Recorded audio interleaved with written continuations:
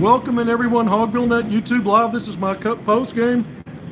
I'm double dipping today. I did a pregame this morning, early this morning, some recruiting updates, but also did a preview of this Arkansas-Texas 2.0 matchup. But speaking of double dipping, that's what the Razorbacks did in this bubble battle. Double dipping victories against the Longhorns, the Longhorns, a longtime Southwest Conference rival in football, basketball, baseball, first season in the SEC, and the Hogs welcome in Texas with a sweep. Wins in Austin earlier this month, and then tonight at Bud Walton Arena. It wasn't easy. Arkansas typically has trailed by double digits in this building a lot this season, especially in conference play. Wasn't the case tonight. In fact, after beating Missouri by 7 and having a double-digit lead in that game, beating LSU the timeout before that, the game prior to that, by 12 points in this building, and Arkansas was up by 13 in the first half, 12 at halftime, led by 14 in the second half. And then here comes Trey Johnson in Texas. Texas takes a late 1-point lead. Arkansas gets a stop, gets 1 out of 2 free throws from DJ Wagner.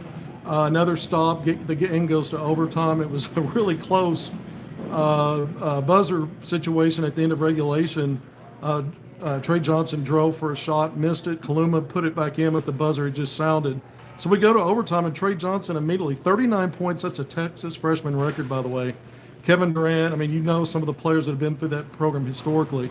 37 was the previous high by Durant. So tonight, Trey Johnson with 39, but he hits a three right away. Arkansas goes inside to Z. Bucket. Really nice play and design. Trey Johnson comes back and scores again. Texas back up by 3. This time it's a 2 on a driving shot. And then Arkansas goes back to Big Z. Dunk. Arkansas gets a stop. They finally doubled Trey Johnson out high, made him get the ball out of his hands. Jordan Pope misses a 3. Arkansas, it's Big Z gets the defensive rebound. On the other end, he's fouled, makes both free throws. And at that point, he's got the first 6 points for Arkansas in overtime. And Arkansas overcomes a 3-point overtime deficit to take its first lead in the extra period by a point. And then Arkansas just started getting stops from there. Made some defensive plays, and then found ways to score on the other end. You saw Nelly Davis and DJ Wagner both get baskets going to the rim to give Arkansas some field goals. And then in overtime, I thought it was interesting. Arkansas made all 4 of its shot attempts, 4-4. The Hogs were 9 of 11 at the free throw line. They finished that Missouri game in the last 4 minutes of regulation after Missouri got back in it after Adu Thuro went out with about 6 minutes left. Arkansas was up 11. Missouri got back in it. Arkansas made 9 of 10 at the foul line in the last 4 minutes. 9 of 11 in the 5-minute overtime for the Razorbacks at the foul line. Over 81%. So that's getting it done for a team that can be sketchy shooting free throws. But the Razorbacks, this was a bubble battle. This is really, we're in must-win territory for Arkansas right now. This is Arkansas' second quad 2 win of the season. These teams came in here almost identical. Same exact record, 16-11 overall coming in. 5-9 in the SEC. Texas was 39th in net. Arkansas 40th. Both teams had 4 wins in quad 1. Texas with 8 quad 1 losses. Arkansas with 9. And both teams were 3-5 in true road games. So there were a lot of similarities. But the Razorbacks, with Texas on the bubble and in Lenardi's most recent projection among the last 4 byes, and Arkansas on the last 4 in, third team out of 4. Not sure if this is enough to shift Arkansas ahead of Texas, but Arkansas's resume took on a little bit more bolster here because this is a quality win, even though it's not quad 1. As a quad 2, Arkansas evened up its quad 2 record now to 2-2. The Hogs again are 4-9 in quad 1 games, and they're perfect. They're perfect against quad 3 and quad 4, so no bad losses. That's something else that's going to help. But Texas in a bit of a funk, other than a win at home over Kentucky, where Kentucky collapsed at the end. This team's lost, got a bunch of games surrounding that Kentucky win at home, which was impressive. But Arkansas, was the first one to kind of trigger this bad run with that win in Austin. Because prior to that, I think Texas had a big 31-point win at LSU. They'd beaten OU on the road. So it's a Texas team fighting for its bubble life. Arkansas's got to win games like this. At South Carolina, you go on the road for 2 in a row. With South Carolina and Vanderbilt. Vanderbilt with a big road win over A&M that all of a sudden is slipping up a little bit, the Aggies, and Vanderbilt's on a bit of a roll. Vanderbilt was a bubble team, came into today not even on the bubble, so that road win probably helps Vanderbilt, but that's going to be a quad win opportunity. And coming into today, Mississippi State, who's also been on a bit of a tail off and got blown out at Alabama yesterday, had dropped to 30th in net. So if Mississippi State stays 30th or better when the dust settles, the result here to end the regular season will be a quad 1 result for Arkansas. If Mississippi State, like Texas, falls into the 30s somewhere outside of number 30 or better, then it'll be a quad 2 result. So Arkansas's either got one more quad 1 opportunity at Vanderbilt. That will be Q1 regardless of what Vanderbilt does the rest of the way. But Mississippi State, it's up in the air. And South Carolina, as bad as that team has been, that'll be a quad 2 result because of the way that the net rankings work in terms of road results. That'll be a quad 2. So in terms of quad, even if you were to lose that game, it wouldn't be a bad quad loss. So this is an interesting scenario for Arkansas because, you're down Adou-Thero, which we haven't even talked about. Hyperextended left knee. That was the official word that came out just before the game tonight. I did retweet what the UA put out. I looked it up because I've seen different versions of what a hyperextension is. Is it a sprain? It can be a sprain, not necessarily, but even a mild. They said they don't think it's going to require surgery and there's no timeline for his return. But just looking up mild and moderate hyperextended knees, it's usually a 2 to 4 week recovery process, which is about what I'm used to hearing on a hyperextended knees, 2 to 4 weeks. Well, if you take the baseline of that, 2 weeks, that means you at best maybe get him back for the SEC tournament. I'll be surprised if he's ready to go by then, unless it's just one of the lowest grade injuries of all time in a hyperextension, and he's able to recover faster than that. I mean, I can't rule that out, but it seems to me what I was told, and I talked about it this morning on the preview show when we talked recruiting in Nate Ament and got into maybe another portal prospect, talk bubble, but I did mention that I'd heard and was not able to confirm, hadn't spoken with anyone on the staff, that it might be the SEC tournament would be the soonest he could return. And then you see this diagnosis with no timeline being announced, saying there's no timeline for a return, and just understanding the nature of that, even if it's mild or moderate, again, 2 to 4 weeks. So if it's 4 weeks, that means you may not see him again this season. We don't even know if this Arkansas team makes the NCAA tournament. Still a bubble team, but took a great step tonight. Back-to-back home wins for the first time in league play. You hadn't done that since non-conference play. You had the back-to-back road wins against Kentucky and Texas. Arkansas has now won 6 of its last 10 games. After starting 0-5 with their healthiest to that point all season, because we know in non-conference, Jonas, they do miss quite a bit. Other players miss against some of those quad 4 teams, especially when you didn't have to have them. Then you got in a league play and it was all hands on deck and you start 0-5. You lose Boogie Flan, and then now you're without Flan for this game and Adou-Thero, yet you win this game. So Arkansas 6-10 and getting more and more short-handed as they go. A top 7 rotation tonight. I thought John Calipari, for the most part, did a really good job with substitution patterns, getting guys in and out early. We've seen a lot of that since Flan's been gone. Getting someone in off the bench before the under 16-minute timeout. You're starting to see that more and more as the numbers have been chopped down. Trevor Brazile gets the start tonight. I watched him in pregame warmups. Not only was he on the end with the guards, I mean, I did a double take. I'm like, that's a big guard out there. I'm like, no, it's Trevor Brazile. We're up here kind of nosebleed in the media section. I was already up here when he was out there doing that. And then I saw him turn his back and saw his jersey number, and I knew it was Trevin. But he was knocking down everything in pregame warmups. I was like, wow, he looks really comfortable tonight in pregame anyway. Is he going to show up for when it counts? And boy, did he ever. Gets Arkansas off to a great start. By the way, did I mention the score was 86-81 in overtime? And my name's Kevin McPherson, by the way, if I haven't said that. We're almost 10 minutes in. Thank you for joining me on HogvilleNET YouTube Live. Trevor Brazile gets Arkansas off to a great start. Gets the team's first 2 baskets, both of them 3-point shots. And he ends up tonight with 12 points, 5 of 6 from the field, 2 of 3 from 3. He did miss his only free throw attempt. But 8 big rebounds, a couple of assists, a steal, only 1 turnover in 40 minutes. Let's say that again. A monster production night in 40 minutes. He was a box score plus 13. That was a game high. We talked about it earlier. It's not all the stuff that Adou-Thero does as your leading scorer, leading rebounder, leading steals guy, your most physical guy, your most explosive player, your best player in transition. It's not just all of that. It's just that when he's on the floor, his box score is always up there. And that was a concern. Well, Trevor Brazile said, no problem. Let me put the cape on tonight. Again, TB, this is his best game since the Michigan game. It gave me those vibes. the Big Apple, New York City, Madison Square Garden. He had a nice game for Arkansas in one of those 4 quad one wins, the first of 4 against a really good Michigan team. But again, let's run that. Let's say it again and pinch ourselves. 12 points, 8 rebounds, 2 assists, 1 steal, 1 turnover in 40 minutes. I mentioned the overtime stats, 4-4 from the field, 9 of 11 from the free throw line. Arkansas did not attempt 1 3-point field goal in the overtime. Arkansas was blazing hot in the first half, shooting from 3, 7 of 12, 58.3%. I thought something interesting. Arkansas made a point to try to generate more free throw attempts, get into the paint, get to the basket, and get some scores in the paint. I don't know that Calipari felt comfortable that Arkansas could cruise through 2 halves shooting that high volume with that kind of percentage when the strength of this team is to get to the basket and get to the free throw line. And so Arkansas didn't get a lot of whistles in the second half. It got more in the first half. It's very similar to how it played out in Austin.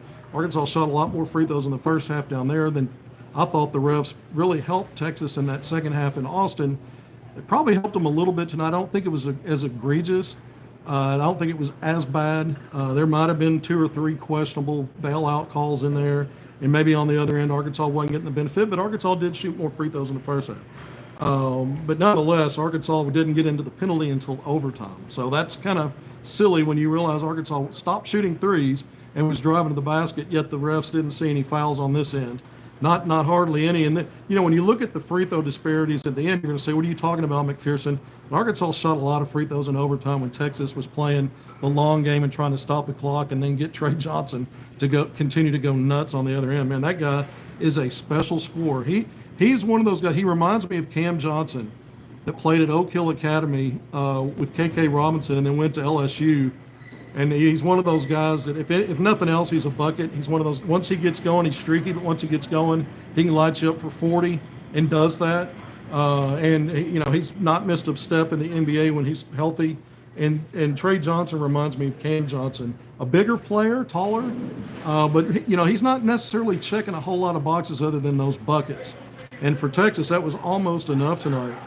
But I like the fact that Arkansas limited second half only 2 of 5, so 40% from 3. That's fine.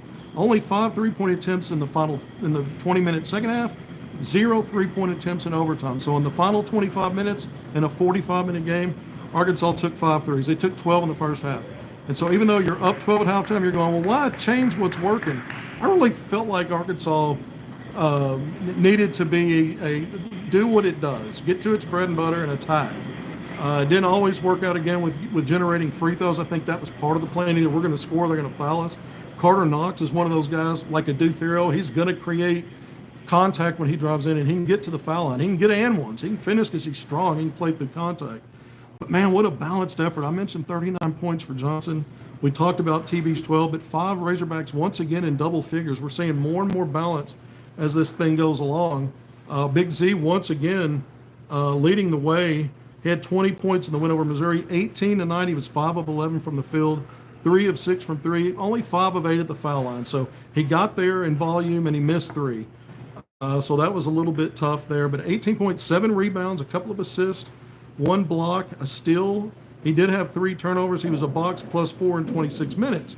So in a 45-minute game, he played 26 minutes. So, there was another 19 minutes where you saw combinations.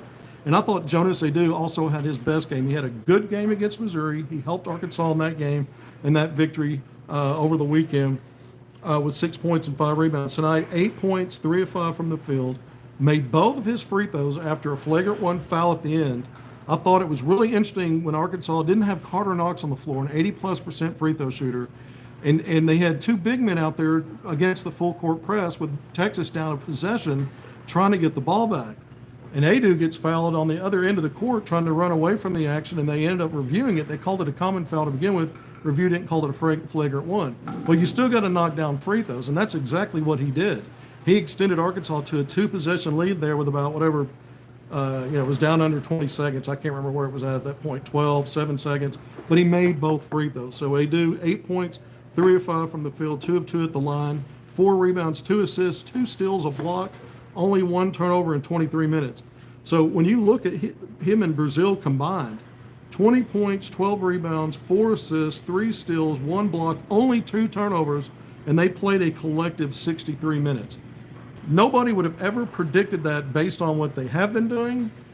But if you were predicting that guys have stepped up when Boogie Flan went out, just guys that hadn't been producing, all of a sudden, if you were going off of that, that trend, maybe you thought that would happen tonight.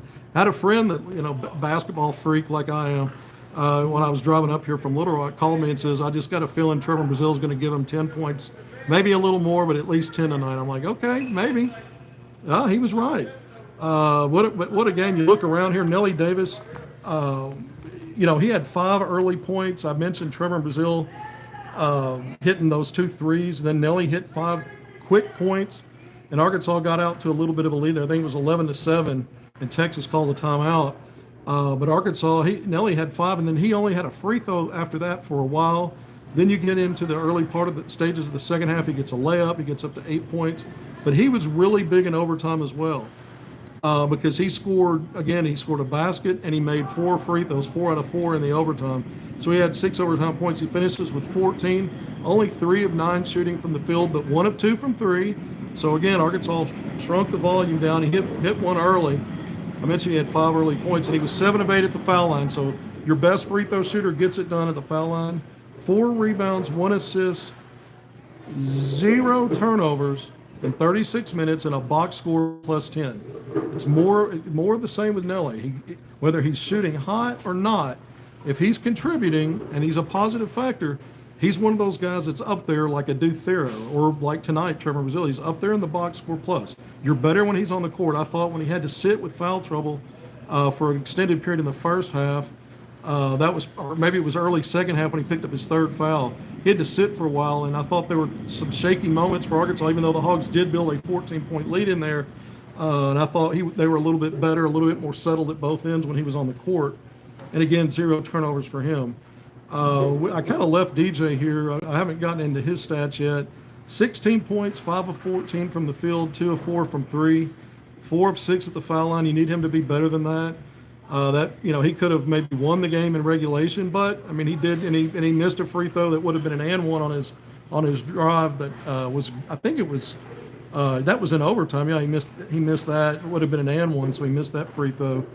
But 5 assists, 5 turnovers, a couple of rebounds, a couple of steals, 39 minutes. He had a box -7. I thought he struggled. He's given Arkansas production, but I don't know that sometimes it's when you're making big plays, and when you're giving that production. He stepped up at big moments tonight, but I thought there were stretches of the game while he was also the reason Texas was able to stay in it, and Arkansas wasn't able to expand the lead a little bit.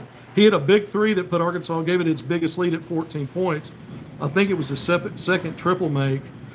So again, it was at the times he picked to do well, it really helped Arkansas, but I thought there were stretches where he was also kind of the reason maybe Texas was hanging in there. Carter Knox, 12 points, 3 of 6 from the field, 1 of 2. He's very selective at his shot taking, 5 of 6 at the foul line, a couple of rebounds, a couple of assists, only 1 turnover for Carter in 41 minutes. So this is a career high for him in minutes, because you go to overtime, it's a bit longer than a 40-minute game. 41 minutes, a box score plus 3. So he did his job, Carter Knox.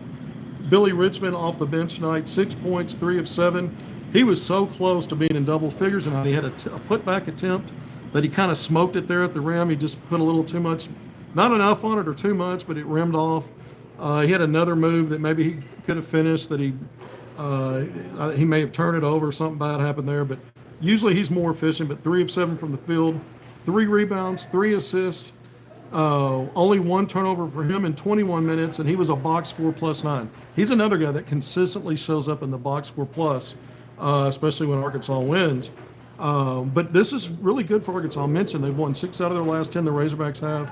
Arkansas is now, again, 6-9 in the SEC. So we've been saying for a while the magic number was 2 out of the last 4. Now we're down to 3 games. And I said it earlier in the pregame that I'm not 100% confident that 2 out of the last 4 will get it done beyond maybe being on the good part of the bubble going in the SEC tournament, meaning you might have to do more work there, because it's not just how you finish, It's how other bubble teams are doing. And some of the other bubble teams have really stood out of late. I need to look at some of the scores tonight. The last I checked, I was going to check before I came on here and forgot, did Oklahoma beat Kentucky? The last I checked, that game was tied with about 5 minutes left. I think it was 73 all the last I looked. If someone can chime in with that, Arkansas would like to see a Kentucky win. It helps bolster that big road win over Kentucky, and it takes a bubble team down a peg. So I don't know the result there. So if Oklahoma won, I don't know how much ground Arkansas makes up here. But you needed a quality win, a quad 2 win. You got that. I'm certain Oklahoma lost. Someone said, okay, lost. Okay. South Carolina will get the win Saturday. Well, somebody's brave enough to step out there. Yeah, I mean, there's no telling. South Carolina's a good team at home. Not record-wise, but they're hard to beat there. They've taken a lot of really good teams to the wire. They beat down Texas there recently. South Carolina, you remember, this is a South Carolina team that beat top 15 ranked Clemson in the end of non-conference play before you got into league play. It's how good the SEC is, and they've got that home win over Texas. So we'll see. Arkansas is shorthanded. You need more performances like this. Now you're back on the road. Arkansas's performed well on the road. They haven't performed well in here. I would say despite blowing a 14-point lead, that Arkansas found a way to hold on, get this win, back-to-back home wins. You've won 3 out of your last 4 here. You've evened up your home record on the season. You're 4-4 here in terms of SEC play. So you can still finish 5-4. By the way, you could still, you're 2-5 in on the road. And you've got 2 road games coming up now consecutively, South Carolina and out Vanderbilt. Neither one of those will be easy. But if you win those, you finish 4-5 on the road. In this SEC, that's amazing for this Arkansas team. It's not like Arkansas's walking around with 2 or 3 or 4 losses like Auburn and Alabama and Florida and some of these teams. So to say you went on the road and did that, it's only going to help your resume. But I think Arkansas's resume is NCAA tournament worthy. If the season ended today, I think they'd be in. These next 3 games, win only 1, you're probably on the good part of the bubble again, going in the SEC tournament, but maybe relative to what other bubble teams are doing, still need to do work in that postseason tournament in Nashville. And then again, if you win 2 of these last 3, you're a lock. If you win the next 3, that's South Carolina at Vanderbilt at Mississippi State, home, right here on this court with the Slobbering Hog, March 8th. And so you're rolling into these next 10 days with a big opportunity to not only get off the bubble, but start positioning yourself going in the SEC tournament to maybe move up. If you do well there, maybe you've got a 7 seed you can get to. I kind of think that's a ceiling for this team. You might need to obviously win out and then maybe win a couple of games in the SEC tournament to be in that kind of a conversation. But it's still on the table for Arkansas to win out and finish even in league play, 9-9. After you started 0-5, that means you finished 9-4. Well, that's outstanding. I've been critical at times of John Calipari and some of his coaching decisions and earlier in some of the Arkansas struggles. It didn't seem like the team was ready. It didn't have there was a lack of not only the self-inflicted wounds, which Arkansas still continues to have. That's just part of this team's identity. But now they're able to overcome that and find ways to win. But I thought some of it was just a lack of connectivity at both ends for too many stretches. But when you look at it right now, Arkansas came in today top 20 in KenPom defensive efficiency at 19th. I don't know where that'll be. I haven't checked it, the update since this game has ended. Maybe Arkansas slips a little bit there, maybe not by a whole lot. But still, it has been consistently a pretty darn good defensive team. They just don't close out defensive positions and keep teams off the offensive glass. That's been a big struggle. It's helped teams hang around. But this was a game, when you look at it at the end of the day, let's go through the team stats. I think it's very interesting because Texas won most everything except the most critical places where it counts. And that was efficiency, from 3.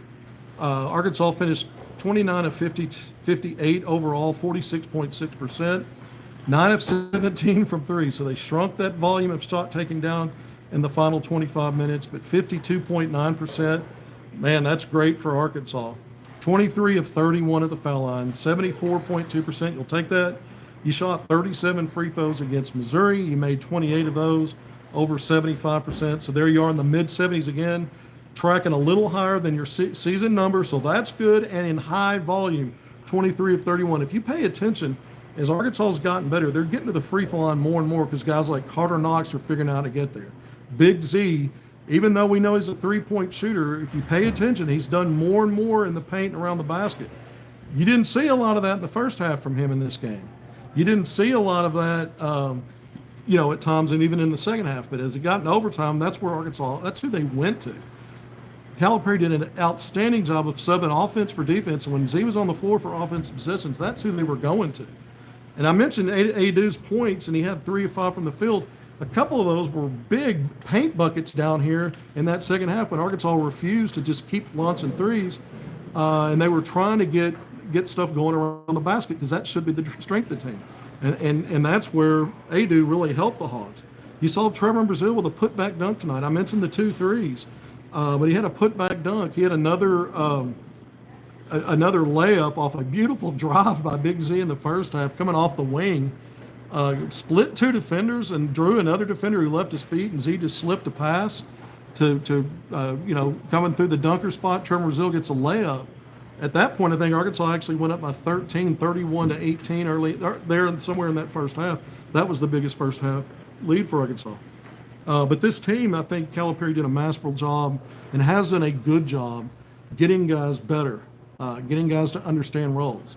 You saw Trey Johnson out. He's a guy that's going to take a ton of shots. In the first half, when he played just catch and shoot, he was knocking those down. There were times he tried to do too much, and it got a little bit out of control. Texas coach Terry was getting him out of the game there, then getting back in. Once he got going and once he caught fire, he was able to get away with that. He's a streaky guy. I mean, he ends up 14 of 28, 50% for his 39 points, 7 of 11 from 3. Most of that was catch and shoot. And he was open a lot. And even when he wasn't, he stroked some of those. 4 at the foul line. He did have 4 assists, a couple of steals, and a rebound. And then Kaluma had a double-double down in Austin in this game. He had another one tonight, 13 and 11. And then Caden Shedrick, the big man, 12 points, 8 rebounds, and 3 assists. But you look at the backcourt, Arkansas shut out Tremont Mark down in Austin. Tonight he has 2 points, basically another shutout. I think he was 1 of 8 or something shooting. He got a layup. And then Pope, Arkansas held Jordan Pope, the talented Oregon State transfer point guard. They held him, and he's a double-figure scorer on average. They held him in single digits in Austin once again tonight. I think he had 5 points. So, and then Julian Larry, who came off the bench and had 11 points for Texas when Arkansas won in Austin, had been in the starting lineup. They'd moved Pope to the bench and moved Larry into the starting lineup. Well, tonight Pope was back in the starting lineup. Larry came off the bench. I mean, Texas in a slide. They're trying to figure it out. But no points, no shot attempts for Larry tonight. 11 points and also nothing tonight. So Arkansas's backcourt, when you look at the production of Nelly, DJ, and Knox, and even Billy Richmond chipping in, just far outclassed and outshined this backcourt for Texas, except for Trey Johnson. I know he's part of the backcourt, but when you look at it as a collective, sometimes several guys and having good balance is better than one guy and everybody just kind of watching that guy, because that's what the Longhorns effectively had to do at the end of this game. They just kind of rode the coattails of one guy. It was almost enough. I mean, they took a 1-point lead late. DJ hits 1 and 2 free throws with 8 seconds left. Arkansas gets a stop, I guess, or the horn sounded before Kaluma could put the winning putback in. And then you go to overtime, and even though Arkansas fell down by 3 twice in overtime to start it, Big Z took over, and then guys like Nelly and DJ got buckets. Nelly from the free throw line, and it was lights out. And then Jonas Adu making his 2 free throws. That was huge. That was huge in overtime because he's not been a good free throw shooter. But we were going through the stats, talking about Arkansas shooting in this game. Texas ends up 30 of 71, so 13 more field goal attempts. But we're going to go through some of the team stats, and you'll understand why they got 13 more. 42.3%. Arkansas was better efficiency-wise from the field overall. 9 of 26 for Texas from 3. Most of that, again, 7 of 11 from Trey Johnson.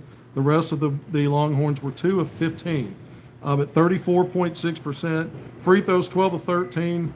I think Shedrick, the big man, missed a free throw. He's the only Longhorn that missed a free throw. Kaluma made all his. Trey Johnson made his. But 12 of 13, Arkansas took 18 more free throws than Texas did and made 11 more. Remember, against Missouri, Arkansas took 20 more free throws than the Tigers did. So this is another, when you're looking at how did you win this game, because when we start going through this, Texas was +5 in overall rebounds, 39-34, +4 offensive glass, no shock there. It seems like every game we're saying something similar, 10-6. Second chance points, Texas doubled up Arkansas 8-4. Texas won the turnover battle 12-10. Arkansas actually won points off turnover by a point, +1, 11-10. Texas +6 points in the paint, 38-32. Texas +2 in fast break scoring, 9-7. Bench scoring, you're going to like this one. Arkansas didn't win a lot tonight. Arkansas 14-10 in bench scoring. And remember, Trevor Brazile, who normally plays off the bench, started tonight, so his 12 points didn't even count as part of that. But those 14 points, because you're down to 7 players, were Jonas Seydoux and Billy Richmond. 14-10, Arkansas +4 in bench scoring. They've been getting clobbered in the bench scoring. That stood up for the Hogs tonight. Arkansas +2 in steals, 6-4. Each team had 2 blocks. Arkansas usually wins those battles, and each team had 17 assists. So when you look at, you look at the fact that you had 2 more turnovers, you turned it over 12 times, and you gave up 10 offensive rebounds. You start to see why you didn't get as many shots up, because of your turnovers, and you didn't hit the glass, offensive glass, like Texas did, and because of Texas offensive rebounds, Texas took 13 more shots. We went through the percentages on everything. We went through the team stats. We've gone through the individual stats. I think really to sum things up now, OU lost, man, I see that again. Okay, someone put okay, and now someone said OU. Woo pig. Yeah, I mean, if you're a Razorback fan, by the way, I put a tweet out right before the game started. I mean, like 5 minutes before tip, a video. I panned around, and in the comment, I said there are a considerable amount of empty seats. This was an 8 o'clock start. I understand that the 7 o'clock start or the early starts at 6, but 8 o'clock, I'm sitting there thinking, well, this is just what it is tonight. It actually filled up a little bit more. There were just a few empties. I don't think a whole lot. This place got really loud, and it's Texas. Look, this is Texas. I'm old, man. I go my whole life. I cut my teeth as a Razorback kid, growing up in a Razorback loving family in Little Rock, watching those Texas games, and everybody going nuts in the living room. And I'm 3 and 4 years old, not knowing if the house is on fire, what's going on. It's always been about Arkansas, Texas for so long. And so even though in the SEC, Arkansas's had some great moments in all sports, had some good rivalries, for me, it'll always be Arkansas, Texas. It'll always be, this is the marquee. And even though in basketball you can argue it's Arkansas, Kentucky, Arkansas, Texas is still a special feeling. The Longhorns are now in the SEC, and the Razorbacks welcomed in the Longhorns with a 2-0 sweep. And they broke their hearts a little bit. I mean, Texas made the comeback, got it to overtime. You're talking 2 bubble teams. They won it. They won a dance. And Texas got sent home with that L. I mean, that's just what it is. 86-81, I don't know how much of a net jump Arkansas is going to get here. And again, I don't know what Lenardi or some of the other bracketologists are going to do here, but I think Oklahoma losing, Texas losing, I'd be interested to see what some of these other bubble teams are doing. Ohio State, San Diego State, Wake Forest, North Carolina, Indiana. But anytime you're taking care of your business, and right now you're still projected in, you shouldn't really have any slippage getting a quad 2 win. Especially, I mean, I know it's another bubble team, but still, that's a quality win. It may not be a quad 1, but it's still a quality win. And Arkansas evens up its quad 2 record now, again, at 2-2. Man, I mean, this is, Georgia had another bubble team, had a big win. I mentioned earlier this morning, had that big win against Florida at home last night. So Georgia's probably going to move up some. So I can't wait to see Lenardi's next projections and where Arkansas is there. Again, I don't know how much movement. I just feel like Arkansas certainly doesn't slip any, probably moves up a little. And there's a chance maybe that they've done enough now, beating Texas with OU losing. OU was just 1 spot ahead of the Hogs. Texas, I think, 3rd on the last 4 buys list. So maybe Arkansas switches spots a little bit with Texas, and maybe there's a way that Arkansas is moving up. Lenardi has 13 SEC teams in the tournament. Yeah, that's right. He's had as many as 14 projected. Georgia was one that's on the wrong side of it right now, but moving back up with that win over Florida. And now we'll see if OU, after losing at home to Kentucky, that'll still be a quad 1 loss. That may not do a lot. That may not be enough to drop OU completely off the last 4 in line, but I do think the combination of that and Arkansas's win tonight moves the Hogs ahead of OU, maybe ahead of Texas now. Again, what are other teams doing outside of the league as well that are on the bubble? But you got to love this for so many ways. I mean, Adu Thero, I mentioned it, he may be out for a while. And Arkansas finds ways. I mean, this is what I've always said. Regardless of what the struggles are, regardless of the self-inflicted wounds, I've said this team's identity, it should be that it's a good defensive team, but it's really maybe more so with the struggles that it can't get out of its own way. It plays two teams just about every night. There might have been a little bit of that tonight, but Arkansas took care of business. And I think right now, the identity of this team is becoming, no matter if they're playing with one hand tied behind their back, they're short-handed. They've gone from a 9 deep, which we all questioned. I still question it because, again, yes, there are a lot of teams. Most teams aren't playing more than 8 or 9, but if they have to, they got 10 or 11, number 10, number 11, maybe number 12 that can come in and play for a game if someone's hurt or if there's foul trouble, give you 10, 5 minutes. Arkansas doesn't have that luxury. And now they're down more bodies. You went from 9 to 8, now they're down to 7. Yet they're resilient and they're finding ways. And you see individual improvement. You see collective improvement. I mean, Arkansas doesn't have a ton of skilled shooters, not a ton of skilled ball handlers. You see a lot of sloppy ball handling with DJ Wagner, your lead point guard. He doesn't play with the kind of pace and smoothness with the ball that Boogie played with. Okay, so what? He has positive factors in these games that Arkansas is winning. There's no doubt about it. But to be fair, he's sloppy with the ball. Billy Richmond's your backup lead guard. He's also not a clean ball handler. That's not really his natural position. As he continues to develop and mature as a player, he'll refine some of that. I don't know that he'll ever be a lead guard at any level as the first option, but he's in a pinch. And at times this year, even before, when Arkansas had multiple players, he was kind of the third option.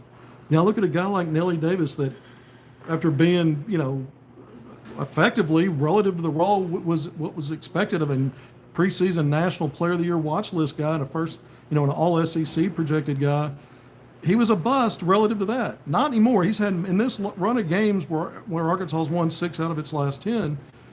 He's had multiple games where he's looked like an all-league kind of guy. He may not have looked all league tonight with his shot taking, but man, he made some big plays down the stretch, and he made some big plays early, and then defensively, he's disruptive. He's one of those guys that really helps you on that end. Yeah, Arkansas needs Brazile to be consistent. That's the other thing. You really can't afford for him to be. If you remember, Arkansas, he had a really good game against Michigan.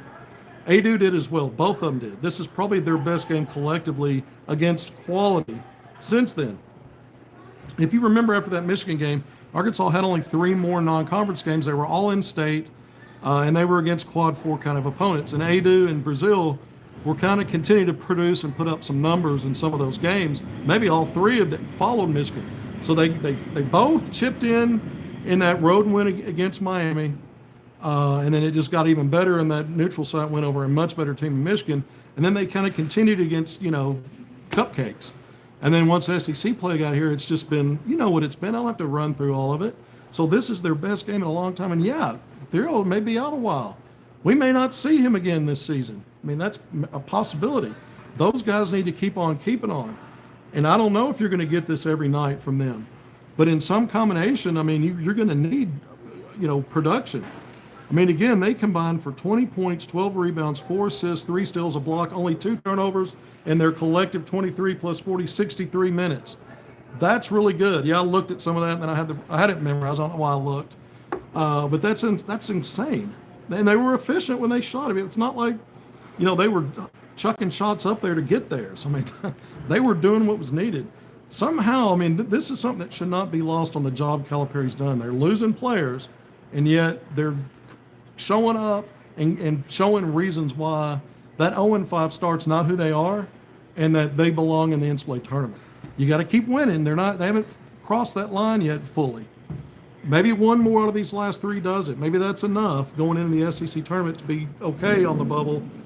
But then dicey if you lose immediately, and some other teams do a little better. Maybe you're, 2 more, and again, it's a lot. 2 of these last 3, Arkansas is locked in. 3, and now you're on a roll, 5 in a row because you just had back-to-back home wins, win the last 3, and you're going to the SEC tournament with a chance to do some damage and move up to a 7 seed.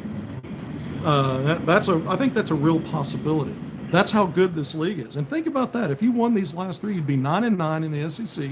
You'd finish the regular season 500 with a chance to be a better than 500 overall against SEC teams, because that's who you're playing in the SEC tournament. You have a chance, let's say you won your first two games and lost in the quarterfinals or whatever you ended up. But the other thing that happened tonight was Arkansas came into this game tied for 11th in the league with Texas at 5-9. Arkansas now back in sole possession, 11th place. So I don't know. Vanderbilt winning, Mississippi State though losing. There's still maybe a path for Arkansas to finish 10th, maybe even 9th if they win out. I think a couple of teams would have to lose out for Arkansas maybe to do better than 9th.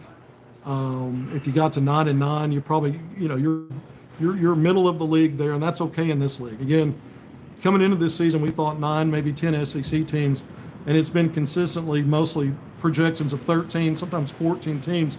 Out of 16, it's just insane. It's the greatest the conference has ever been. It's the greatest any conference has ever been in one season. And it's not just locals saying that or SEC fans or media saying that. It's all the national gurus. They recognize it. They see it for what it is. And it is what it is. And I think Arkansas belongs, but the resume is not fully there yet. It looks like a team with all its issues that is competitive enough against really good teams, has found ways to win some of those games. I think Arkansas, and again, you got the sweep over Texas. I mean, they always say, when Auburn and Alabama meet, it doesn't matter what else happens, the winner, whoever wins that. I mean, for Arkansas and Texas, Arkansas wants to do well in postseason, whether it's football or whatever. They want to win their conference, do well in postseason. But whatever's on the table there, you always want to beat your biggest rival and the one that you hate the most. And for a lot of Arkansas fans, maybe not the young ones, but for a lot of, and the young ones need to learn. They need to learn how to hate Texas, right? Nearly 42 minutes in, I want to thank you for joining me on HogvilleNET YouTube Live. I'm Kevin McPherson. This is my postgame. Arkansas 86, Texas 81. The Hogs get a sweep. It had to go to overtime to do it, but the Razorbacks prevail. This is a team that's gotten better at home now. We know it's been competitive on the road. It's a team that went now 17-11, 6 games above 500, 6-9 in the SEC, closing in on an opportunity if they can win these last 3 in the next 10 days to even their final conference record going to the SEC tournament. You're still on the bubble. You may need just one more win. 2 locks you in for sure. 3, again, you're just playing for seeding at that point. Everything else is gravy, and what can you do from that with no pressure, playing with house money? Arkansas's moving into territory where it can play itself off the bubble now. A loss tonight might have put Arkansas on the bad part of it, needing to really excel coming down the stretch here. That didn't happen. And I don't think South Carolina loss there will be crushing. But if you lose there, you probably still obviously need to split those last 2 games and maybe win both to feel good that if you did lose in the first game of the SEC tournament, you've already done enough. So that's, a lot of ways to break that down and say it. I want to thank everyone again. I've got to finish my story. I've got to add quotes. What is well after midnight. It's a late game anyway, and it overtime made it even more. I'll get some quotes in, get a few more stats in, hit the rail, get back to Little Rock, and then get to those fun doctor's appointments tomorrow. They come early. I want to thank everyone for joining me on HogvilleNET YouTube Live. This has been a lot of fun. If you haven't done it already, please hit subscribe, like, and share. These Hogs have a shot at Nate Ament. Of course they do. Go watch my, I think they do. They got to get him on campus. I talked about this in the pregame and the recruiting part this morning. Remember, I'm double dipping today, just like the Hogs. Hogs double dipping wins over Texas. I double dip the HogvilleNET YouTube Lives, but I talked about Calipari thinks he's getting him on campus. That's why he's hardcore pressing him. That's why Arkansas's in his Final 5. There were places he visited that didn't make the Final 5. Calipari's not doing that, not putting an effort out just to be window dressing. I mean, it may end up that Nate Ament never visits. There's that. But Calipari believes he's going to. And I think that Calipari has a plan. I think NIL is a huge part of it. I think Arkansas is going all in on this one. Whatever that means. I think Arkansas, if they're going to lose this, it's not going to be for a lack of effort. It's not going to be because they probably, at this juncture, peeled away. Unless it gets just Looney Tunes crazy on the NIL figure, and then Arkansas would peel away. But they're not there yet, and this is coming down to the wire. Again, there's another 5 weeks nearly before he announces April 1st. But go check out the morning show. I talk more about that in depth. I'm trying to get off of here. Oh, I don't know what other people are saying out here. Arkansas is ponying up NIL for Nate Ament. And I could just tell you that if Calipari thinks that he's just being used, to spin it up for places a guy wants to go, he will dip out. I don't think he feels that way. And so if Arkansas wants to be the highest bidder on this one, they can be. That the range of 1.5 to 2 million, if you want to be that for this level of player, that might be what it takes. Arkansas really hasn't gone that above and beyond, not in this first recruiting class where there were guys that got to 1 million, more than one, but they haven't gone that far. And they dipped out on guys where the price tags were too high. Some of them not even reaching 1 million because it was relative to what the value was in the player and the prospect. But here's a guy that he is so versatile that he helps you in so many ways on a basketball court, and he's a smart player. Going to have to add some strength, but I understand why he's being pursued like he is, and this is a loaded 2025 class. We said that for so long, so let's see what happens with Nate Mint. All right, 45 minutes in, I'm going to have to sign off. I've got to get some more work done and get down the hill. Thank you for joining me on HogvilleNET YouTube Live. One more time, let's get the final score. Arkansas 86, Texas 81 overtime. Big bubble battle that Arkansas wins. The Hogs staving off, grabbing defeat from the jaws of victory, and keeping their postseason NCAA tournament hopes alive. The big dance. Until next time, and if we get a Nate Mint update with a visit, I'm going to jump in, even if that's tonight or early in the morning on my drive back. I'll pull over and do it. But until next time, take care. We'll see you then.